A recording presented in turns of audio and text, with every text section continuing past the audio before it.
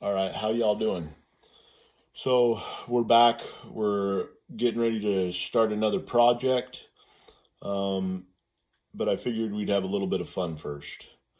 So it is right around 1:30 in the morning in my studio, and I've been trying to think of how to start this next assignment. And I'm a big fan now of sketching. I always think that we should approach uh, most of our art projects, especially three-dimensional art projects, with a sketch. And it does several things for us. I mean, it strengthens our drawing skills, and it gives us something to be able to look at and reflect on um, throughout the entire process of whatever it is you're making. Um, but the thing we're going to do right now, first, real quick, is we're going to feed Charlotte. I haven't introduced you guys to Charlotte yet, but Charlotte is my studio pet. I caught Charlotte about 2 years ago, and we'll see how excited she is. I haven't fed her in a couple of weeks, but she's usually pretty shy. But let's see what we can do here.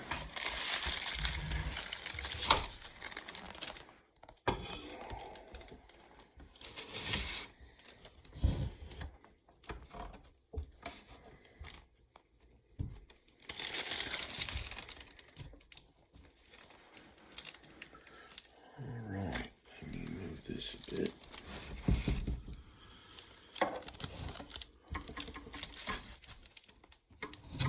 Okay, I don't know if we can even see Charlotte right now. She's hiding. Let me see here. Oh, she's right up in the back here, right back over here. Okay. I think that is where you can see that one up in the far corner up there. I think that is actually nope, that's Brunch.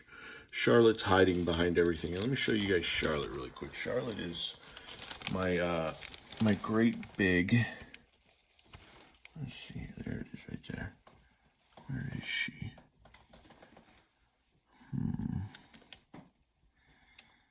She's at the very top. She's right back there. So that's her right up in there. Okay, that's Charlotte. She's my great big black widow. I caught her in my studio a few years ago, and it's feeding time. So without letting this run on for too long, let's see if we can't talk her into coming out and getting a little excited.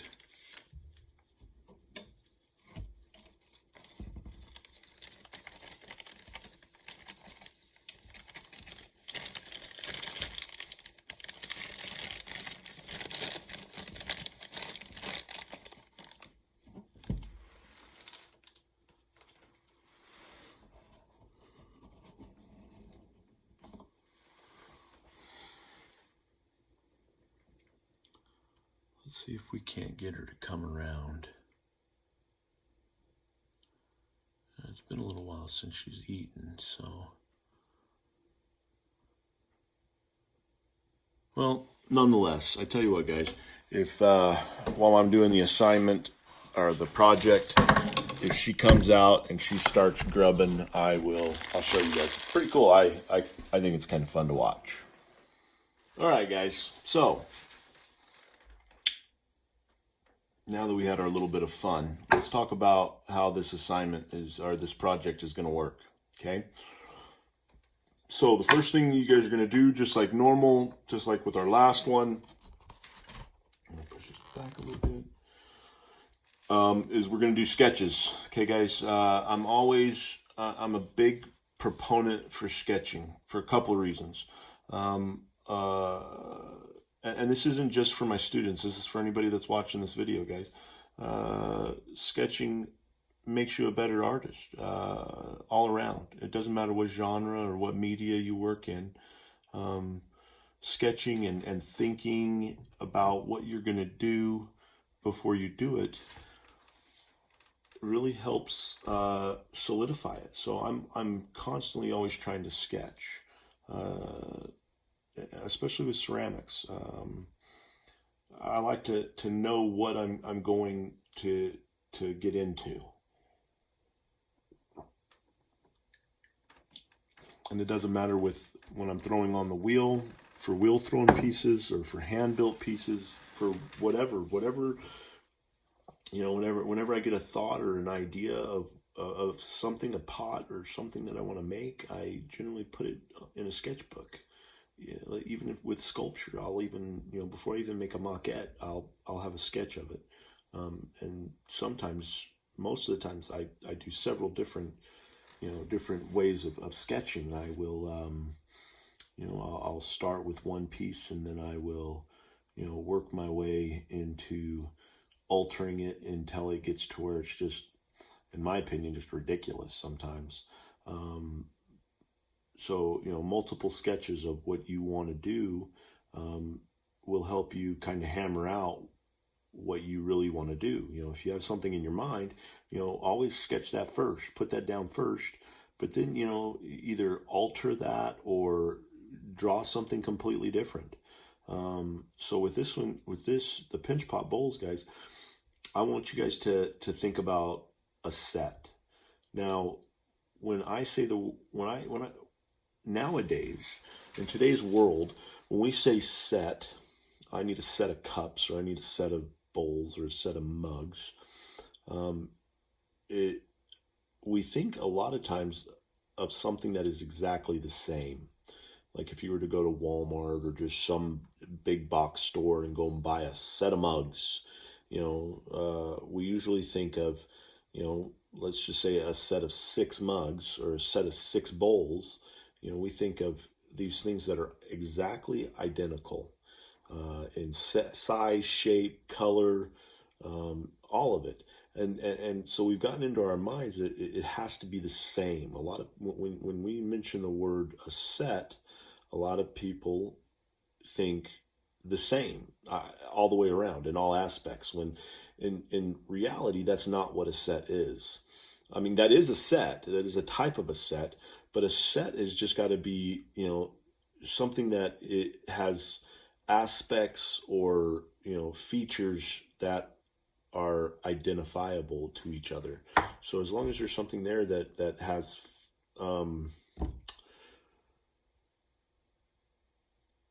what's the word I want to use?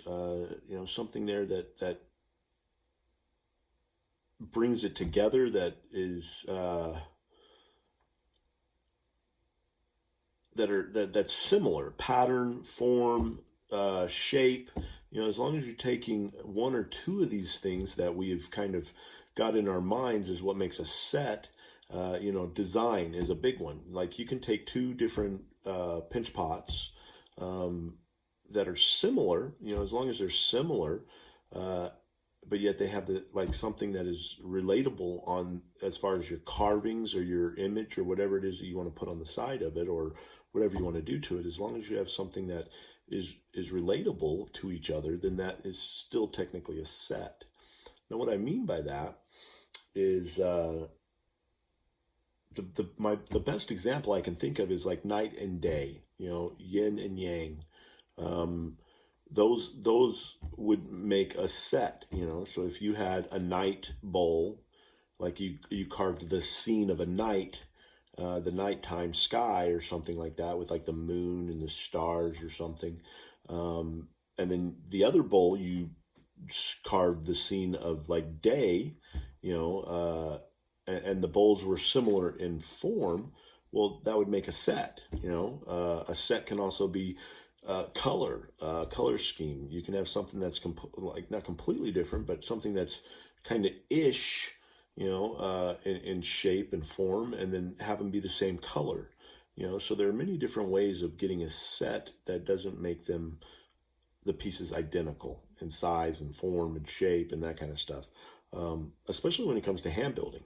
Hand building, it is a very organic thing. This is the one thing that really draws me into it is, the more you work on it and the more of a process you do to it and stuff, you can totally make it look, these nice straight edges and stuff. And, you can make it look like it was made by a machine if that's what you want, but when I think of, like handmade stuff, like my mug or my cup here, my tumbler, if you'll look at it, turn that rim and you can see the rim is not even.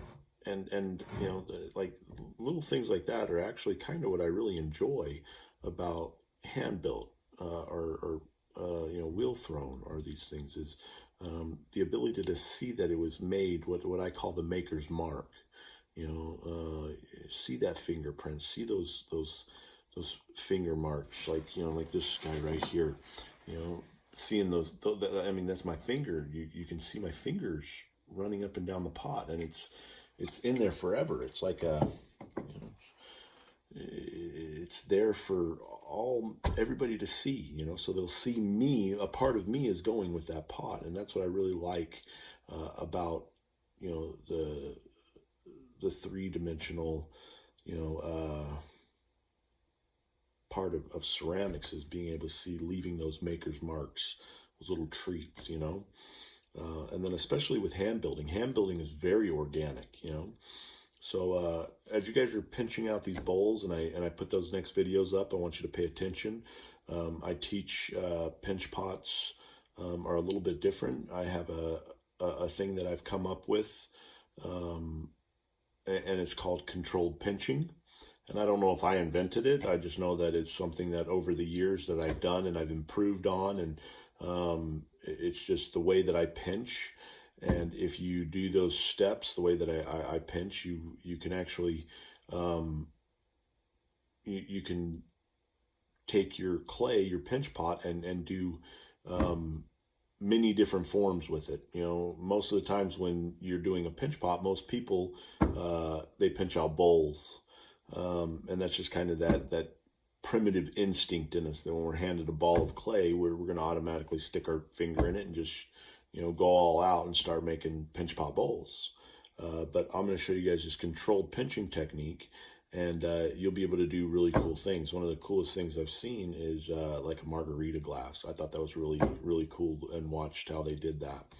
And I'll try to do one of those. I've got several other ones here. And you guys will see these, but I'll show you a couple real quick. Like that's a pinch pot that I did with that control technique. Here's a little vase that I did. It's a little pinch pot vase. And then these are the bowls that we're going to be doing, and this is what I'm talking about as far as like carving and stuff. And these bowls that I'm going to show you, they have two different rims. You guys aren't going to do that. I'm not even going to show you. I'm actually going to preset everything up and have, the completed ones. But when I was doing these for demos in classes and stuff, it was always to save time. I would do one side with what's called the floral rim, and then I would do the coil rim on the other side. So I do this so you can see that there are, I show you two different types of rims. There are many other different types of rims. These are just the two that I'm going to show you guys when we get to that part of the video. And I'll save the rest of them for when we get to that part of the video, and I'm going to break these videos up a little bit more. So let's get into the sketching and what I'm looking for in the sketches. I want you guys to take a piece of paper. This is not a, 8.5 by 11 or 8 by 11.5 or whatever it is. That's what I want you guys to be drawing on. I want to see decent size sketches. Okay, but they're still thumbnail sketches, and I don't, the one thing that I'm really going to kind of stress right here at this point is, especially with the last one that we did, I'm seeing a lot of stick figures, and guys, we got to spend a little bit more time than just stick figures. I want you to spend about 15 to 20 minutes on this, about 5 minutes on each, minimum of 3, maximum of about 5 minutes on each thumbnail. Okay, guys, but a thumbnail is definitely a quick drawing, but it's not a stick figure. So I don't want to see stick figures this round. Okay, guys. So like last time, guys, you're going to take this. This is a sketch out of my sketchbook. So I want to see a full-size piece of paper. I'm just doing this as an example. You're going to take it, you're going to fold it long ways, and then you're going to fold it in half again. And we know that that's to give us the lines in the paper. So we have 4 separate boxes. And then you're going to open it up. And now this time, guys, I want you guys to draw these shapes on your paper. Okay, now the reason why I'm having you do this is because with the last project, some people got confused, and they thought that I wanted the actual mug to be the organic or the geometric shape, and I don't. Guys, this is where we're going to carve on our bowls again. And the reason why I'm a big fan of carving, especially in a lot of these hand-built assignments, is because I want you guys to, if I had you guys just do a pinch pot bowl. Sorry, I'm really tired, guys. It's 2 o'clock in my studio right now, 2 o'clock in the morning. But if I had you guys do just a pinch pot bowl with no really identifiable marks, then in my opinion, what I feel like is that I'm having you do my art through your hands. And I definitely want you to learn the pinch pot technique and the soft slab technique. And there's nothing wrong with having a plain, pinch pot bowl or a soft slab mug or any of these other assignments that we do. But what I want you to do, guys, is I want you to take that pinch pot or that soft slab or whatever assignment it is, and I want you to own it. But then I want you to take it to that next step and apply something on there that is meaningful to you. Something that will help you turn that piece of work that I showed you, that craft, I would almost call it, and then add your art to it, so then it becomes a real piece of functional art. So now that we've kind of gone through all that, let's go to the next part of it. So what I did, guys, was I divided that up so you guys can see what I'm looking for on the 8.5 by 11 pieces of paper, guys. This one, I just used one piece, and I'm only going to do 2 sketches. I've already done more than 1.5 of them, but I kind of want to go over. So this is that night and day thing. Okay, so for instance, let's talk about what I'm looking for, and I'm going to finish this one up. Okay, and maybe I'll do one more.